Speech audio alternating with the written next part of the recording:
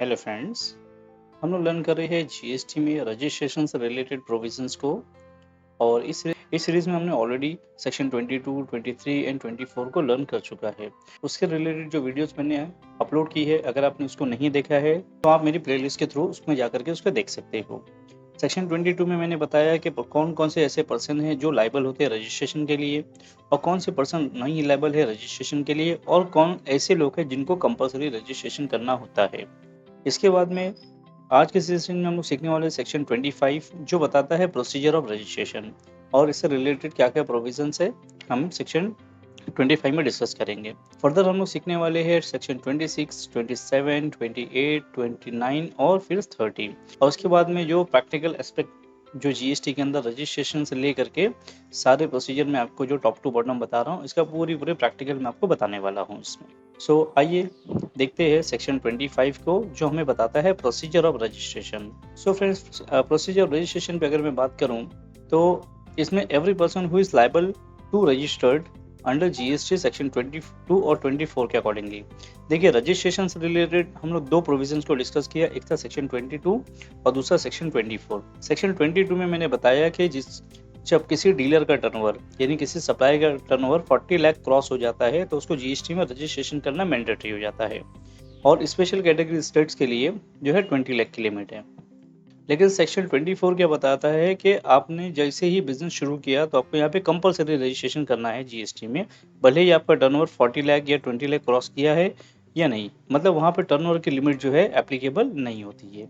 तो आपका टर्नओवर है या नहीं है उससे कोई लेना देना नहीं है, रजिस्ट्रेशन करना मैंडेटरी हो जाता है अकॉर्डिंग टू सेक्शन 24। और उसमें कौन कौन से लोग आते हैं, कौन कौन से कैटेगरीज है, मैंने आपको प्रीवियस वीडियोस में बना करके दिया है। तो सबसे पहली चीज, मान लेते कोई मिस्टर रमेश है, ये कोई एक बिजनेस में है। अब क्या हुआ कि इनका ये बिजनेस चल रहा है चलता जा रहा था। अब जब रमेश यहाँ पहुंचे, सपोज 20 सितंबर 2021 में इनका जो टर्नओवर है 40 लाख यहाँ तक के पहुंच गया।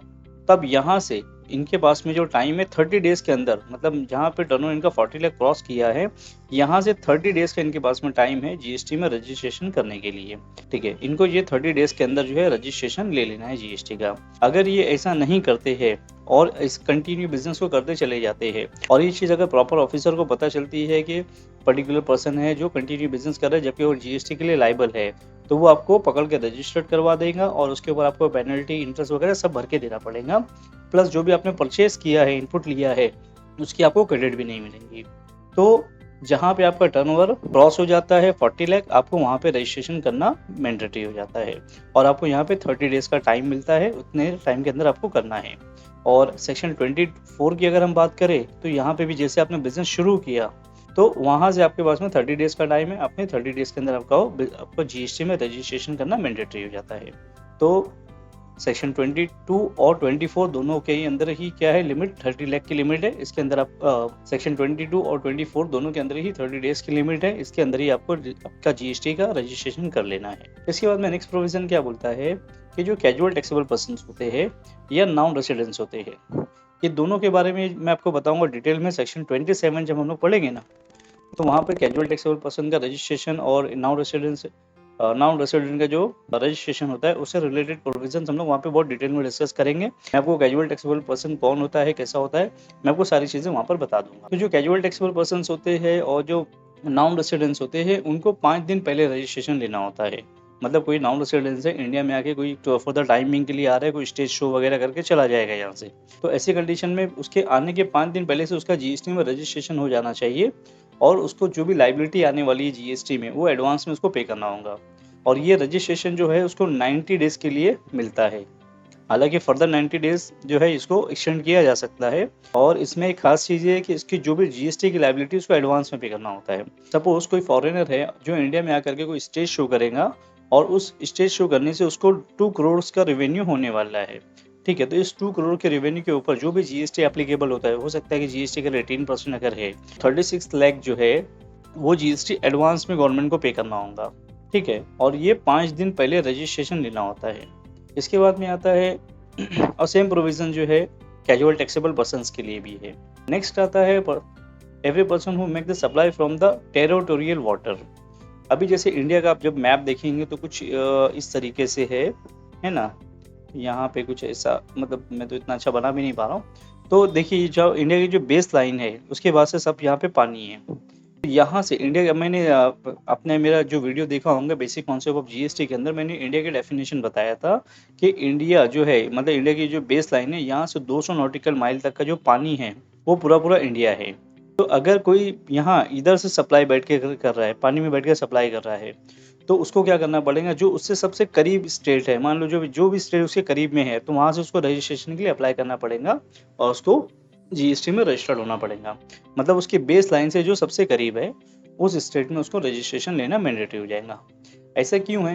क्योंकि जीएसटी का जो रजिस्ट्रेशन होता है वो स्टेट वाइज होता है।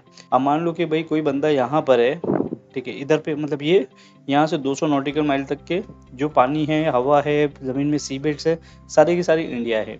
अब यहाँ से कोई बैठ के इधर से सप्लाई कर रहा है, अब इसके नियर बाय में जो भी स्टेट होगा वो अपना रजिस्ट्रेशन वहाँ से करवा लेगा। इसके बाद में आता है कि A person seeking registration under this act shall be granted single registration।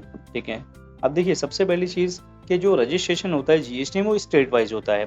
Suppose कोई मिस्टर ए है, ये बिलोंग करते हैं महाराष्ट्र से और इनका जो बिजनेस है वो यूपी में है और ये बिजनेस सारा की सारा मतलब यूपी से ही हैंडल करते हैं, तो इनको जो रजिस्ट्रेशन लेना होगा वो यूपी में लेना होगा। ठीक है। ऐसा नहीं है कि भाई मैं महाराष्ट्र से बिलोंग करता हूँ तो रजिस्ट्रेशन मैं यहाँ पे लूँ, ऐसा नहीं है। जहाँ बैठ करके उस टैक्सेबल सप्लाई करेंगे, जहाँ से बिजनेस करेंगे, वहाँ पर उनको जीएसटी में रजिस्ट्रेशन लेना पड़ेगा। अब क्या होता है कि यूपी में इनकी 3 यूनिट है, कोई यूनिट 1 है, एक यूनिट 2 है, एक यूनिट 3 है। ठीक है। और तीनों में अलग अलग बिजनेस होते हैं। जैसे कि हो सकता है यहाँ पे यहाँ पे शूज़ की मैन्युफैक्चरिंग करते हो। अब यहाँ पे जो यूनिट 2 है, यहाँ पे कोई डिस्ट्रीब्यूटरशिप लेकर के बैठे हुए हैं और यहाँ पे कोई तीसरा बिजनेस वर्टिकल है, हो सकता है कि कोई कपड़े का शोरूम है। अब ये तीनों अलग अलग बिजनेस वर्टिकल्स है। तो अब मिस्टर जो भी ए है, अगर ये चाहे तो एक जीएसटी नंबर पे ये तीनों बिजनेस को हैंडल कर सकते हैं और अगर ये चाहे तो तीनों बिजनेस वर्टिकल के लिए अलग अलग जीएसटी नंबर भी ले सकते हैं। देखिए ये बहुत इंपॉर्टेंट प्रोविजन मैं आपको बता रहा हूँ। अक्सर प्रैक्टिकल लेवल पे ये चैलेंजेस आता है कि अगर एक बंदा एक पर्सन के डिफरेंट बिजनेस वर्टिकल है तो उसको डिफरेंट अलग अलग जीएसटी लेना होगा या एक ही जीएसटी के ऊपर वो सारा हैंडल कर सकता है। तो दोनों चीज़ें ही पॉसिबल है। अगर वो एक रजिस्ट्रेशन लेता है जहाँ और सारे के सारे बिजनेस उसी में करता है तो वो कर सकता है और अगर वो चाहे तो हर बिजनेस वर्टिकल के लिए अलग अलग जीएसटी नंबर ले सकता है।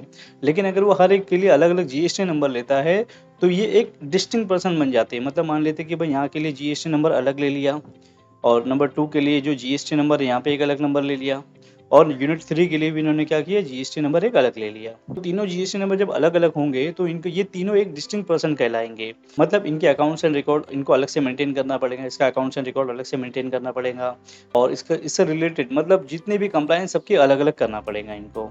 मतलब ये एक डिस्टिंक्ट पर्सन बन जाता है। इसके बाद में आता है कि अभी सेक्शन 22 क्या बोलता है कि जब भी आपका टर्नओवर है एज पर सेक्शन 22, जब भी टर्नओवर आपका 40 लाख पहुंच जाता है तो आपके ऊपर जीएसटी की लायबिलिटी आ जाती है, यानी आपको जीएसटी में अब रजिस्ट्रेशन करना मैंडेटरी हो जाएगा। अब सपोज कोई मिस्टर रमेश है, इनका जो टर्नओवर है मान लेते 30 लाख है ना। अभी इन्होंने क्या लगा कि भाई अभी तो मेरा टर्नओवर 40 लाख यहाँ तक पहुँचा नहीं है, अब तो 40 लाख जब पहुँचेगा तब देखेंगे। बट इन्होंने क्या किया, एक प्रोविजनली रजिस्ट्रेशन ले लिया। अब जब इन्होंने रजिस्ट्रेशन 30-30 लाख पे ले लिया ना, तब यहाँ से जो भी बिलिंग करेंगे हर बिल पे उनको जीएसटी चार्ज करना पड़ेगा। सारे के सारे प्रोविजंस जो है जीएसटी के यहाँ पे एप्लीकेबल हो जाएंगे। मतलब ऐसा नहीं है कि इनका जब जीएसटी का जो टर्नओवर है वो 40 लाख तक पहुँचेगा तब यहाँ से जीएसटी शुरू करना है, ऐसा नहीं है। एक बार आपने अगर रजिस्ट्रेशन कर लिया तो आपके ऊपर जीएसटी के सारे प्रोविजंस जो है एप्लीकेबल हो जाते हैं और आपको time to time return file करना पड़ेगा, जो भी जीएसटी की लायबिलिटी वो गवर्नमेंट को पे करना पड़ेगा और इसके रिलेटेड जो आपको अकाउंट्स एंड रिकॉर्ड्स मेंटेन करना है, जो आरसीएम करना है, इसके अलावा जो ई वे बिल वगैरह जनरेट करना है, इन सारे प्रोविजन जो है आपके ऊपर एप्लीकेबल हो जाते हैं। आमतौर पे लोगों को बहुत ज़्यादा कन्फ्यूज़न होती है ये सेक्शन को लेकर के कि अगर हमारा टर्नओवर अभी है नहीं लेकिन हमने रजिस्ट्रेशन ले लिया है तो जब हमारा टर्नओवर क्रॉस होगा 40 लाख तब हम जीएसटी चार्ज करेंगे। तो अगर कोई ये बोलता है तो ये गलत है। आपने एक बार रजिस्ट्रेशन ले लिया जीएसटी का तो आपके ऊपर जीएसटी के सारे प्रोविजंस एप्लीकेबल हो जाते हैं और आपको कंप्लायंस करना मैंडेटरी है, भले ही आपका टर्नओवर 40 लाख क्रॉस हुआ है या नहीं है। और सिमिलर सेक्शन 24 के लिए भी है कि अगर आपने सेक्शन 24 के अकॉर्डिंगली एक बार कंपलसरी रजिस्ट्रेशन ले लिया, भले ही आपने सेल किया ही नहीं, आपका सेल नील है, जीरो है, ठीक है, तो भी आपको रिटर्न फाइल करना है उसका। उसका जो अगर आपने बिल को इशू करोगे तो आपको जीएसटी उस पे चार्ज करना है, आपको एनुअल रिटर्न फाइल करना, मतलब ऑल जितने भी प्रोविजंस हैं ना सारे के सारे इस पे एप्लीकेबल हो जाते हैं, जो पर्टिकुलर इसके लिए एप्लीकेबल होते हैं। नेक्स्ट आता है प्रोसीजर और एप्लीकेशन के अंदर कि जो भी जीएसटी नंबर इशू होता है वो पैन नंबर के बेस पे होता है। मतलब अगर आपको जीएसटी लेना है या आपके क्लाइंट का जीएसटी नंबर आपको निकालना है तो उनके पास में पैन कार्ड होना मैंडेटरी है। बिना पैन नंबर के जीएसटी नंबर इशू हो ही नहीं सकता। क्यों? क्योंकि देखिए जीएसटी का जो फॉर्मेट है कुछ इस तरीके से है।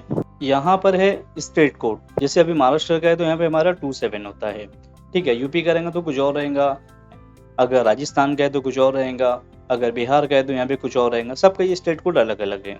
इसके बाद में यहाँ पे देखेंगे ना, आपका यहाँ पे पैन नंबर रहेगा।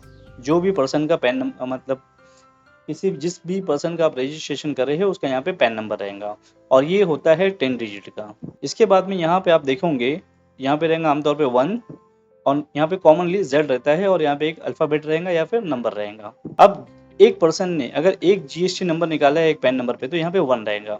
अभी जैसे मैंने प्रीवियस एग्जांपल आपको दिया था जिसमें मैंने बताया कि मिस्टर रमेश ने क्या किया, यूनिट 1 के लिए एक जीएसटी, यूनिट 2 के लिए दूसरा जीएसटी और यूनिट 3 के लिए एक जीएसटी, इन्होंने 3 जीएसटी निकाला। तो यहाँ पे जब इनका जीएसटी देखोगे ना, जो पहला जीएसटी जो निकाले यहाँ पे 1 रहेगा, दूसरा जीएसटी जो निकाला है नंबर 2 रहेगा, और जब इन्होंने तीसरा जीएसटी निकाला तो नंबर 3 रहेगा। आप अपने किसी भी क्लाइंट का, किसी फ्रेंड सर्कल में किसी का भी जीएसटी उठा करके देख लो, आपको यहाँ उसने अगर एक ही जीएसटी है तो यहाँ पे 1 लिखा हुआ रहेगा, अगर उसका जीएसटी पे 2 लिखा हुआ है तो उसका मतलब उसका ऑलरेडी कोई जीएसटी है। फिर आपको चेक करना पड़ेगा कि ऑलरेडी इसने कहीं से जीएसटी नंबर लिया हुआ है क्या। और यहाँ पे जेड एक कॉमनली रहता है जेड, ठीक है, और बाद में यहाँ पे एक अल्फाबेट या न्यूमेरिकल आमतौर पे रहता है, ठीक है। तो ये जीएसटी के कोड है। अब ये जो जीएसटी होता है पैन नंबर के बेस पे होता है, तो अगर किसी के पास में पैन कार्ड नहीं है तो उसको जीएसटी नंबर भी नहीं मिलेगा। जीएसटी में रजिस्ट्रेशन करने के लिए पैन कार्ड का होना मैंडेटरी। नेक्स्ट आता है रजिस्ट्रेशन का प्रोसीजर क्या है।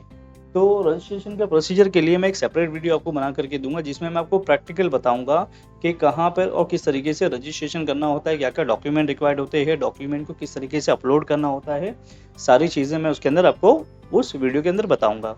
तो आई होप आपको ये सारी चीज़ें डिटेल में समझ में आई होंगी। इनकेस अगर आपको कोई क्यूरी है या कोई ऐसी चीज़ है जो आपको नहीं समझ में आई है तो आप मुझसे कमेंट बॉक्स में डेफिनेटली डाल के पूछ सकते हो, मैं आपको डेफिनेटली उसको रिवर्ट करूँगा।